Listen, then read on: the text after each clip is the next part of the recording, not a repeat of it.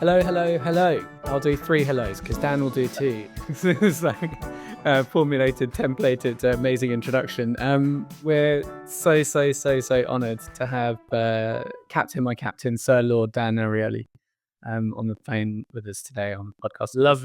Lovely to spend a bit more time with you. Thank you. The same back at you. Dan, for those who don't know, is one of the world's top behavioural scientists. He's an all-round incredible chap. Helps a lot of people with a lot of different things. I think you're one of the most generous characters I've ever met in my life. So bravo and thank you for being you. And I just thought, as it's sort of towards the end of the year, or it's not even towards, it is the very end of the year, it'd be nice maybe to look back and reflect at some of the things that you've been doing this year, because I first got to know you as a younger fan, watching your TED Talks and reading your book. I've still got different copies of it. Now I've finally got a signed copy, so thank you. Predictably Irrational. And obviously your career has sort of grown over this time, and this year it seems like you've been doing a lot of different things, and I thought that was really interesting. You've also been sharing a lot more than usual. So I kind of wondered what happened and what brought this about, and I just thought we could go through some of the highlights.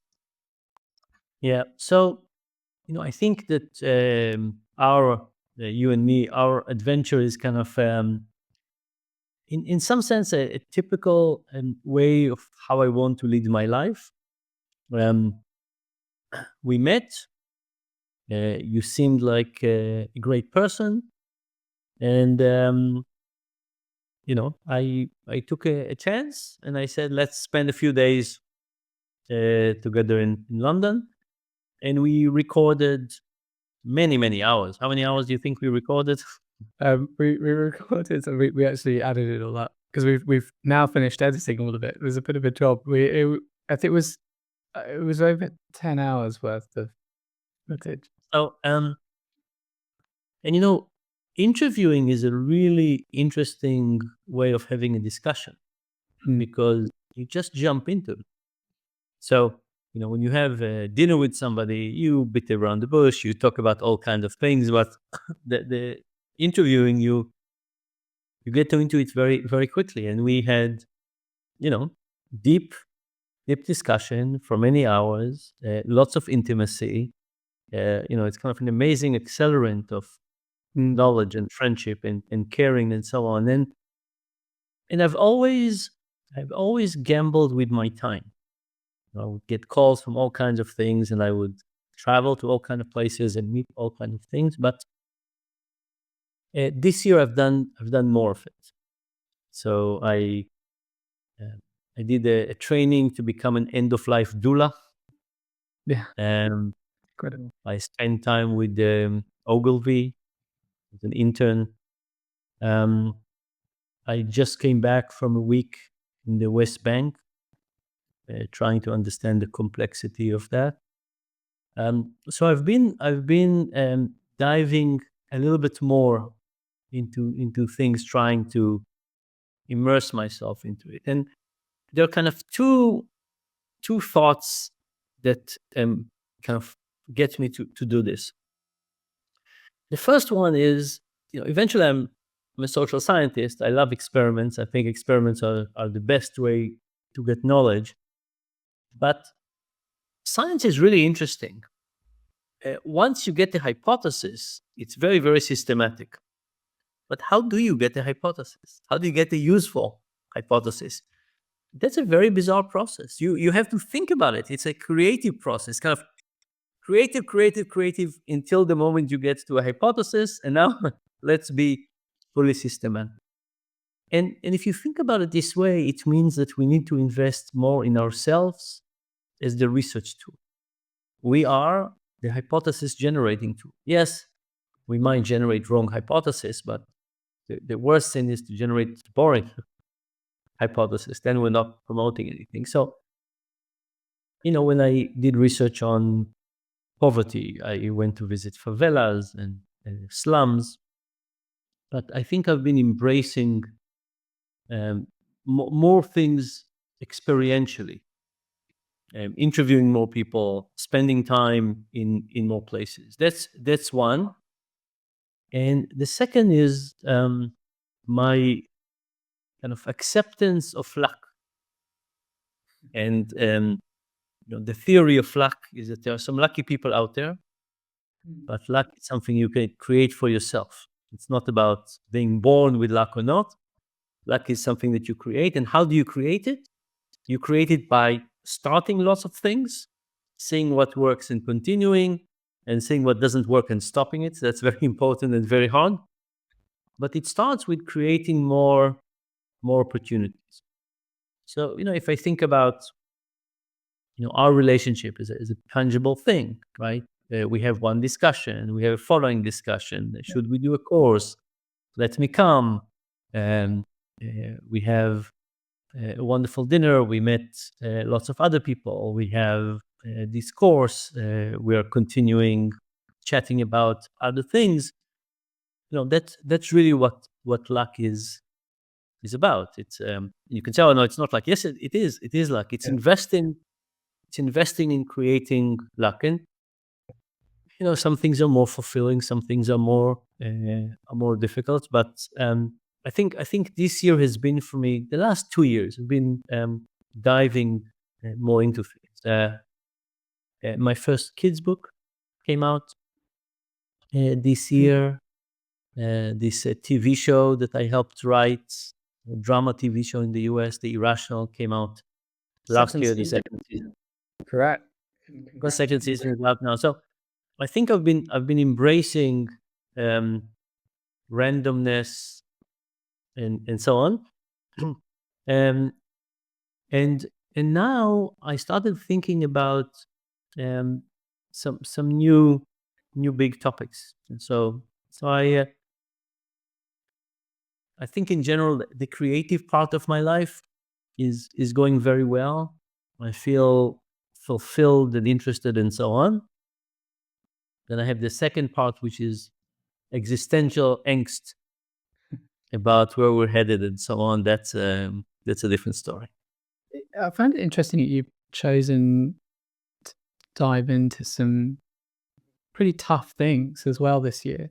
Like you've not chosen to just go and do nice things. Like I think, hopefully making a course with us and going to do an internship at Ogilvy, they were kind of quite pleasant things. But towards the end of the year, you've chosen some very difficult things. Like I remember when you were talking about the end of life dealer training, and then you've also sort of spent a lot of time in the world of I think you created, what was it, in April, the Center for Advanced Bureaucracy, which is fun, but it's also quite it's a drudgery topic. It's in the name, and then obviously the things that you were just talking about now, going to the West Bank.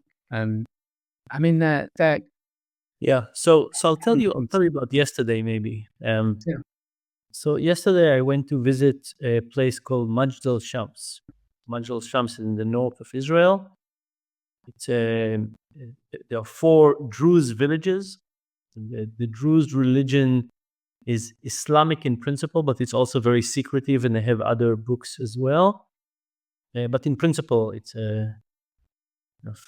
more connected to Islam than any other religion. But it's on this side, on the Israel side of the border. They have lots of relatives in Syria, some in Lebanon. And the missile hit a soccer field, killed 12 kids and injured 40. So I went yesterday to meet with the families of the deceased and the families of the injured, to talk about trauma and healing and resilience and community support. I also met with the mayor of the town, and I met with the religious leader of all the area, to talk about what do you do? I mean, it's such a traumatic event when so many are killed and injured for the whole community. And so, these are tough, terrible things. But at the same time, I feel that I can be useful. And when so part of the thing is that I have a long history of being in hospital. I was in hospital for almost 3 years, a lot of burns, a lot of pain. So when I talk to these parents, the parents of the kids who were injured, I have things to share with them. And it's a mix, because I have things to share with them as an injured person, and I have things to share with them as a social scientist, and sometimes those things overlap. So, for example, I told them that when I was in Holland a few years ago, I went to visit their burn department. They have a centralized burn department in the country. And they told me that there was 2 explosions a few years earlier, 8 years earlier, and one in Holland and one in Belgium. And 8 years later, the people in Holland were accepted in society and the people in Belgium were not. And it wasn't, of course, because these were Dutch and these were Belgians. It was because the explosion in Holland happened in the relatively small community. So people got injured, they went home, but the community waited for them, and it was accepted, and they came out. And the people in Belgium, it was explosion at a train station. Everybody went home and nobody wanted to leave. And if you think about the time axis, life goes on, somebody gets injured, terrible, you get better, then leaving home is terrible again. Like, I remember, just by the time I got comfortable, I managed to, like, going into a bathtub, and I managed to figure out how to clean myself with my hands, and I managed to sleep in a regular bed rather than a hospital bed, that it's not so easy. And kind of all of these things, I figured out a way to live at home, temperature control. Burns, we don't perspire, so it's tough to be in hot or cold. But I figured everything, and all of a sudden, going out, it's a challenge. It's going to be worse. People would ask questions. People would point. What do I wear? What happens if I need to stand? Very hard to stand. What happens if I need to use my hands? So it's very easy for people not to integrate back into society. So anyway, so yesterday I felt that I've kind of accumulated a lot of knowledge as a burn victim, as an academic, but also in the intersection between them. The reason I went to this burn department in Holland was because I was a social scientist and interested in burns. The reason I'm learning a lot about trauma and PTSD and so on is because I'm kind of living all of these things, and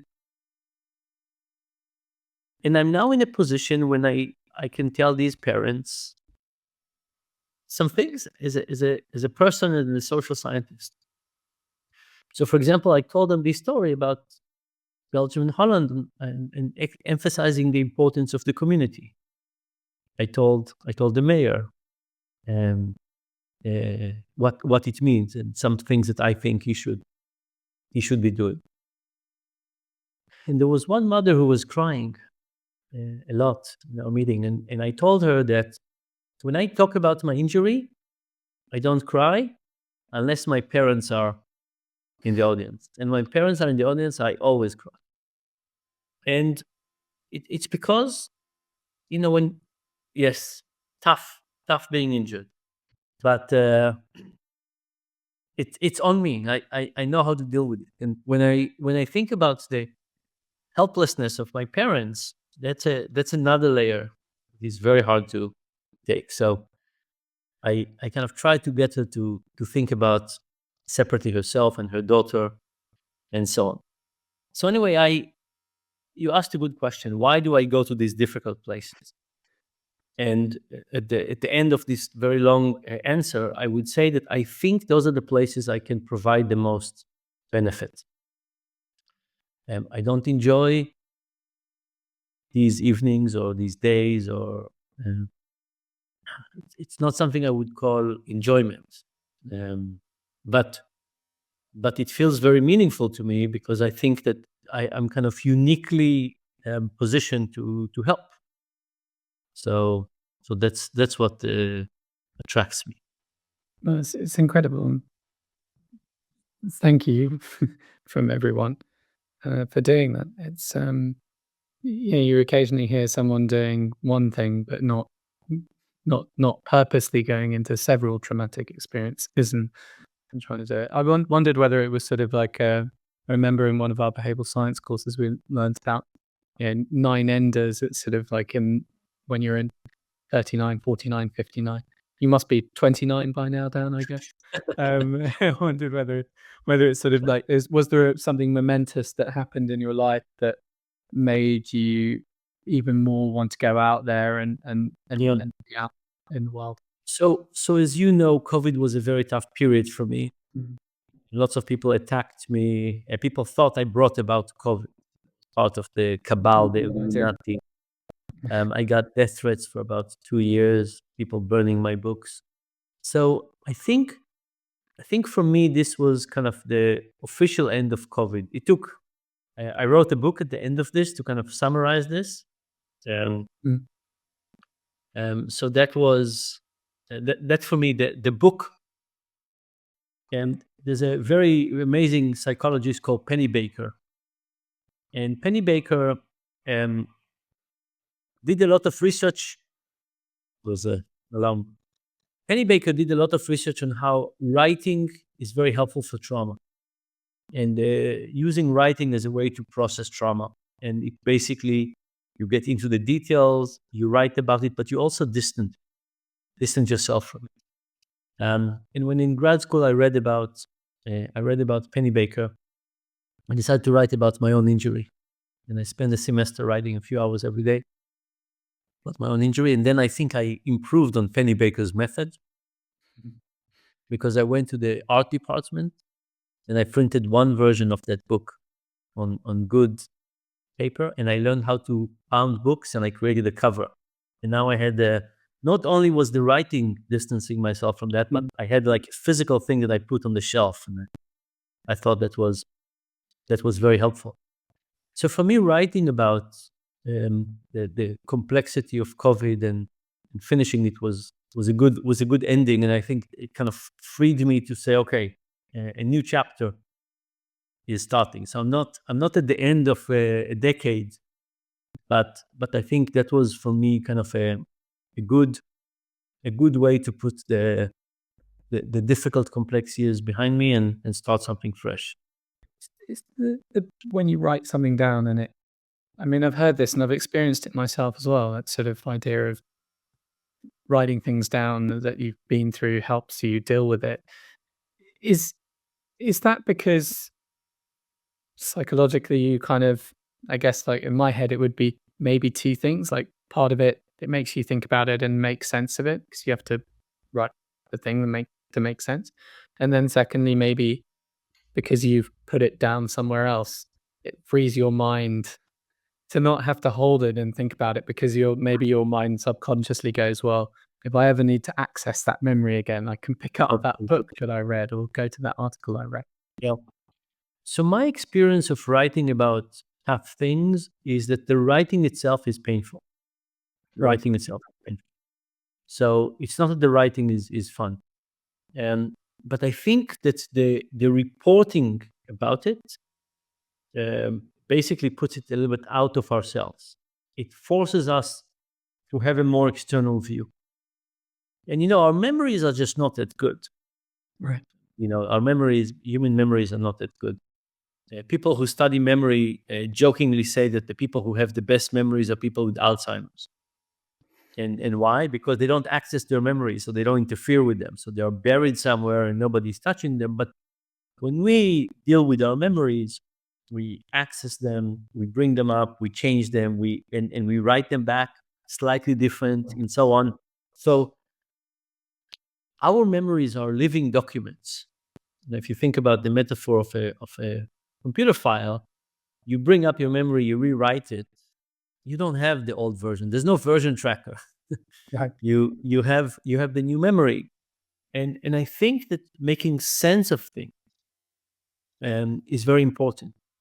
And the sense making is not just about the details of what happened. It's about realizing what you could have done different. It's about realizing where you have a sense of control. And it's about learning lessons from all of this. So at the end of processing something, your memory of something is less frightening, more approachable, more manageable. Here you have been able to manage it in some. And so I think it's all of those things plus the a little bit third eye, kind of third perspective. What you're saying is that we basically are now saying, okay, now you can offload it. It's all written. There's a backup. There's a backup copy. It's very interesting as well, and could be that would also be part of the story. The one thing I've enjoyed so much this year actually is your Substack's been on fire. So if anyone wants to look at it, just search Dan Ariely Substack. But your articles have been so brilliant, and I love the format of it as well. It's like there's a video, and then I don't know whether it's a direct transcript, but there's the text underneath as well. But Almost, yeah. it's like it's yeah, it's so easy to read, but it's so fascinating as well. And if you look back at the history of since you started that this year, it's just even towards the end of the year, you posted more and more and more. Yeah, and you know the January will be a good month. I think that January will be a good month of planning the next year. I think ideally I would have planned it in December, but I think between all the complex emotional things I'm going through, January going to be the time to. I can tell now. Like, I think you look great, but I can tell that there's a weight on your shoulders now, perhaps. You know, it's you know, the kind of things that we as humanity do to each other. It's a such sadness. It's a such sadness. You know, sometimes there are hurricanes or disasters and so on, but at the end of the day, most of the damage is us doing to each other. So you know, our inability to listen, identity, politics, the toll of religion on so many things. It just how did we get here? You know, I'm kind of how did we get to this moment where, you know, look, humanity has had worse times, right? First World War, but it looks to me right now that the potential is so high. You know, the reason it's so sad is not because objectively we're the worst time in history. We're an amazing time in history. Just that the upside is so high, and it's a waste. So it's not that I'm looking at current human misery and I say, oh, like we've never been worse. No, we've never been better. But the thing is not look at where we are. Look at how much lost potential is there. And I mean the thing that's been amazing and that I've been most fascinated with this year probably is I always love anything to do with technology and seeing the growth of AI and its potential. I mean, yes, we can get into the negatives of it as well, but I think the positive potential of that technology is absolutely incredible. And it's in our hands to control, which is amazing right now. I mean, how's that been impacting your life, particularly from the teaching side of things at Duke? That must have been lots of interesting discussions and yeah. So it hasn't impacted teaching that much yet. I have a unique opportunity where I don't feel connected. I don't feel I need to teach from any teaching material. I talk to students about experiments and research, and I try to get them to think about new problems. For example, one of the exercises I give them is I say, take an academic paper, any academic paper you want, and write a letter to a CEO of a company. Tell them how you think they could use these findings. Brilliant. So imagine you're writing to the CEO of Amazon, and you say, "Hey, dear CEO of Amazon, I just saw this paper about how people learn to appreciate or get a habit or something, and here is what I think you should do with it." So I've always kind of had the privilege of teaching students who wanted to think about how social science interacts with life. So my life has not been impacted by it yet. Also, if you remember, my favorite exam ever, my favorite way to do exam is to give students like 50 essay questions at the beginning of the year and say, if you know how to answer all of those, that's it. That's what will be on the exam. And you pick, I don't try to fail people or to trick them. It's a learning model, right? Here are 50 questions. If you know how to answer all of them, you master the material. Throughout the semester, you'll figure it out. And if you know these 50 questions. And then on the day of the exam, I ask each of them to stand up. I read to them one question, and they have to answer that one. So it's also a little frightening for them because it's public and it's one. They can't just study, 90% of the material. And it's a very good method. The students are a little stressed, but they study well. And it's not the stress that they don't have time. No, they have from the beginning of the semester. So they have plenty of time to prepare for that. Then, by the way, I asked them what grade they think they deserve. And it's interesting. They have kind of a social accountability because all the other students are listening to them, and they usually give quite accurate grades, maybe slightly exaggerated. So my methodology of teaching has not been kind of mass teaching, like big classroom, multiple choice. So I haven't been affected that much. But I think, yes, there'll be some really interesting things with education. And, usually my advice to students who come to the university, if they're undergrads, I say, make sure you go to some lab and you participate in research. Because classrooms are classrooms, but you want to study from somebody how to actually think and how to actually do research. So find a lab and do.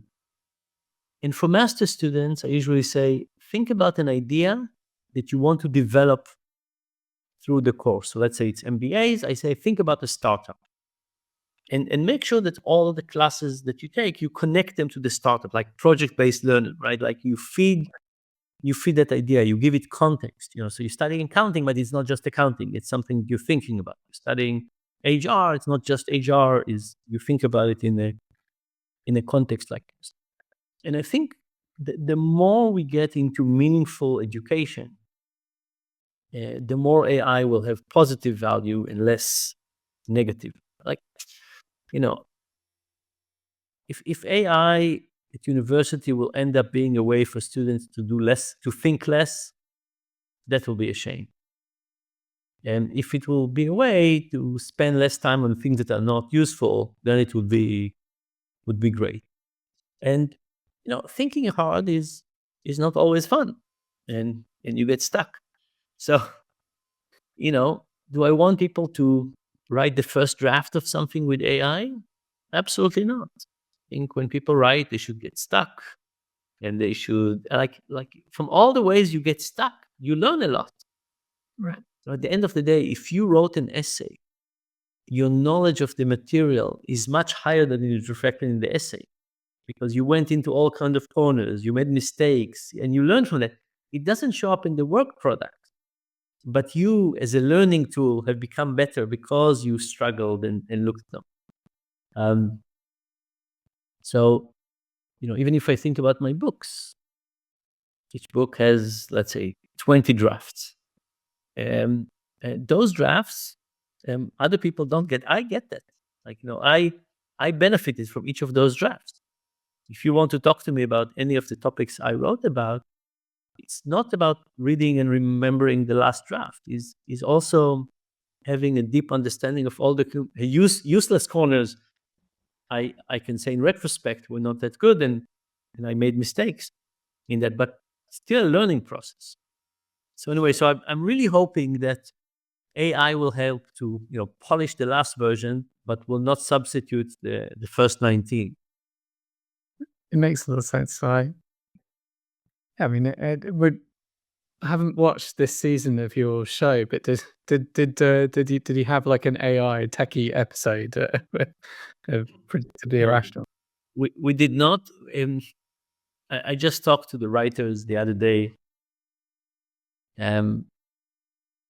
So you remember, like, we just had this terrible murder of the CEO of a health insurance company in the US.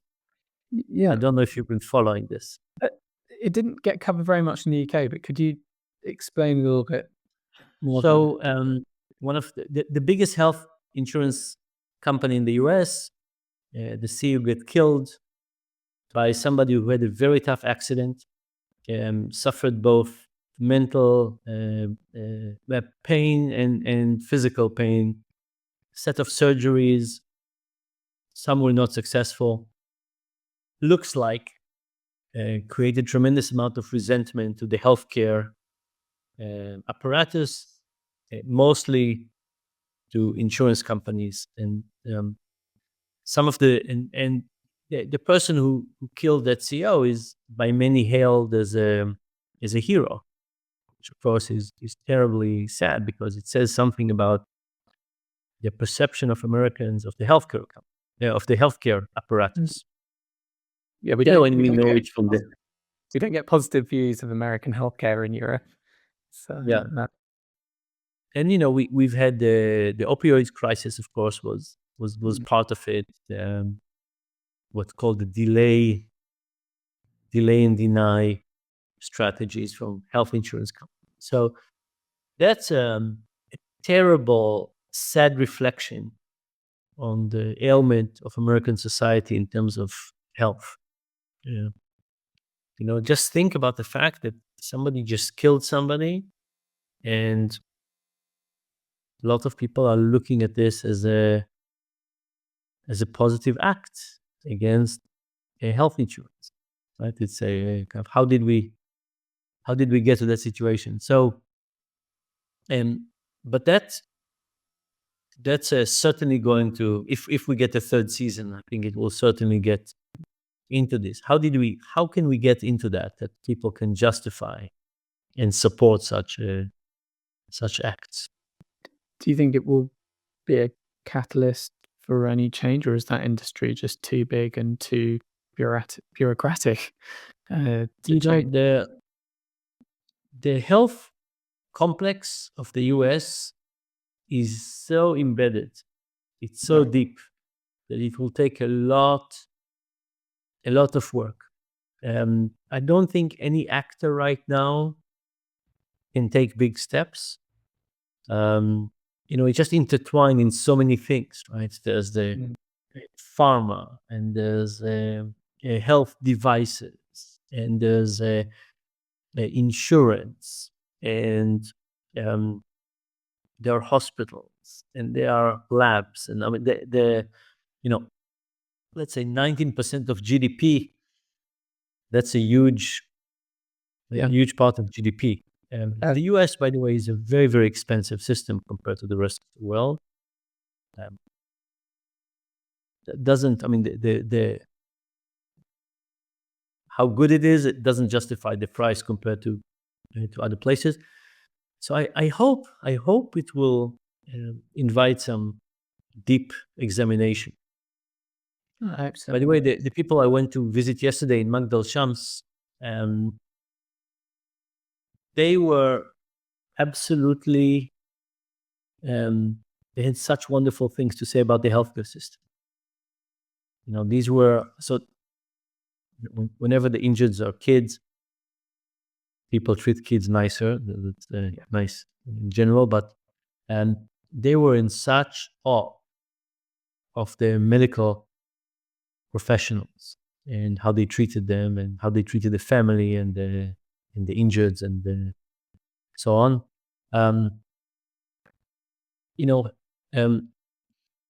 Health and bureaucracy. The moment health become bureaucratic, it becomes very tough. And I wrote a paper a few years ago about suicide rate among physicians. And physicians in the US have a high rate of suicide, and it's getting worse compared to other professions. And what's happening is that you get these amazing people who are there to do good. And then you say, no, no, no, but you can't do all good. You want to give this medication, you can't. You want to do this medication, you have to fill these forms. And eventually, the bureaucratic pressure gets them to feel that they are doing the opposite of good.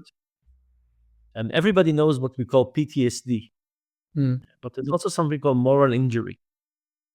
And moral PTSD is when you're attacked.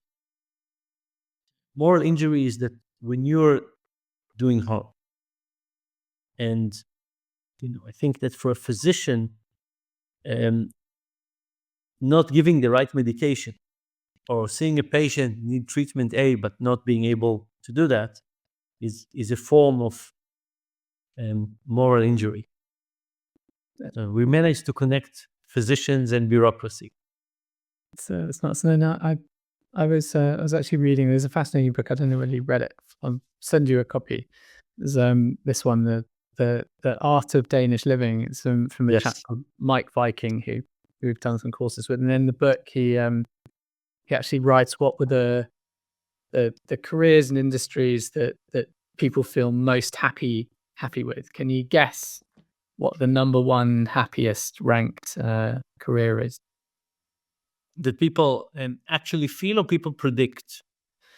No, actually feel. So when they and obviously understand that happiness isn't necessarily happiness. It's more like a lack of stress and like that content, like their career. My guess, it will have to feel a profession that you get to see the people that you help and see them longer term.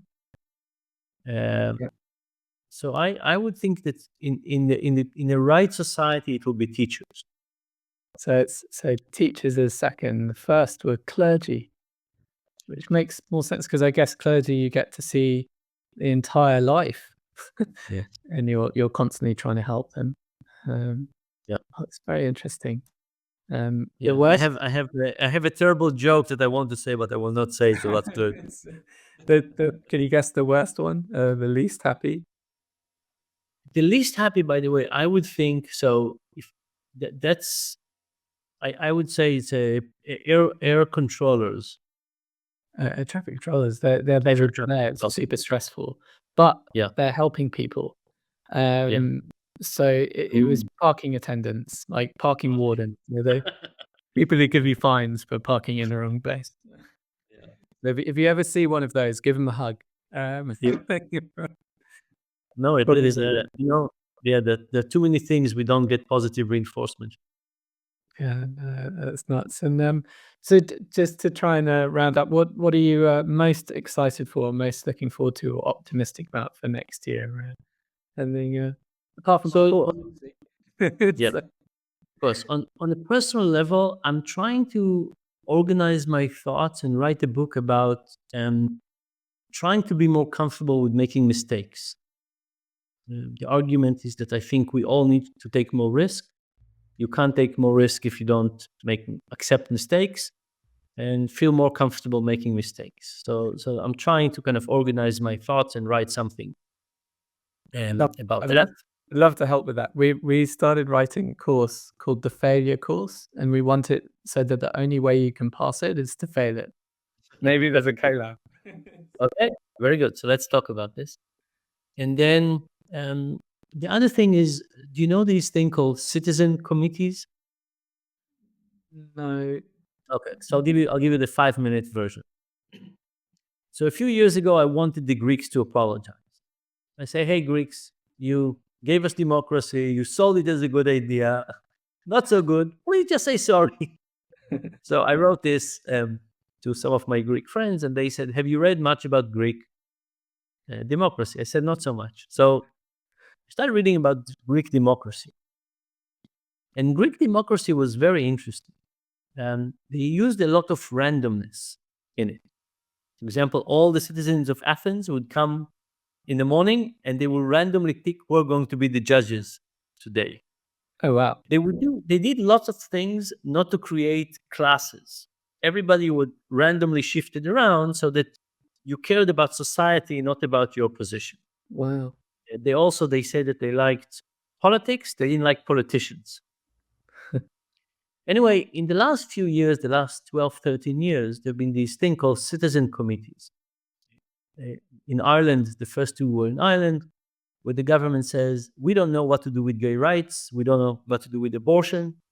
Let's invite 300 people, randomly selected. You are going to study this, randomly selected from all parts of society. And now those people took a year to study this carefully. They talk among each other, they learn about different positions, they invited experts, and eventually they made the proposal that they should have gay rights and allow for abortion, and there was a referendum and it was accepted. Now, I think that this is a really important direction for democracy. Like everybody I talked to about Brexit said if there was a citizen committee, there wouldn't have been Brexit. Yeah. You know, in general, we are all kind of ignorant about politics. Politics is complex and difficult, and we all have opinions, but we haven't studied it that much. Now, should I now study for 1,000 hours to understand, whatever environmental impact? Probably not. But if I was on a national committee of 300 people, now it starts to make sense to try and understand it. And one of the German people I talked to who's studying this, he said that people think that voting once every 4 years is taking responsibility. He said, no, it's giving up responsibility. And I think for real democracy, we need to be more involved. That's like part of the price. We can't say, oh, let's have democracy and then not work at it. And so it's these people who will work on it. So I want to learn more, immerse myself into this and see where we could do more citizen committees. I think I think that representative democracy with fragmented media don't work together. Agree. If you have representative democracy, but the leaders have to talk to everybody, okay, that kind of keeps them in balance. You have representative democracy and the leader can talk to only their supporters, not working so. So we need to change media, but we also need to change democracy. And citizen committees right now looks to me like an incredibly interesting direction. So I hope the next year I'll get lots of insights about that and see what I can promote. Oh, that would be incredible. I love that idea. And one final thing, have you got a favorite book or book or movie recommendation for the year? So the book I'm reading right now is actually a book about conflict. So it's a book.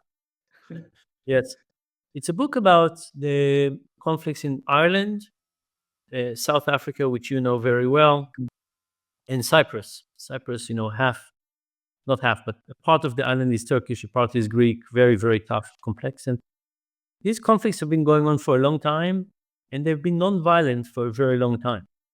So it's a book in Hebrew. It doesn't have an English one, but that's what I'm reading. And in terms of a movie, I'll get back to you on that one. I've watched a few. I need to think about which one I want to recommend. Do you have one of your? Do you have like any go-to feel happy movies that lift you up, just generally in life? Movies that lift me up. So I've been thinking about this question for a long time about what kind of media do we want to consume for which kind of emotional activity. So I went once to a literature professor and I said, when I was in hospital, what should I have read? Sad things, happy things, distracting things. Eventually when we consume media, whatever function it is, it's an emotional manipulation tool. Sometimes you want to make yourself happy. Sometimes you want to listen to blues. How are we trying to do that? This research question really interests me. Like in these days when I'm, kind of contemplative, thoughtful, sad, what's the right consumption? How much of it is distraction, sci-fi, how much of it is reading about conflicts, how much it is. So maybe that's another good research question. Yeah. Well, sometimes I guess you need to sit with your with your sadness and go through it. Yeah. If I'm feeling a bit sort of not necessarily sad, but if I feel I need a bit more energy, there's two things I often look at. I mean, obviously, I can, watching your videos is always a good one.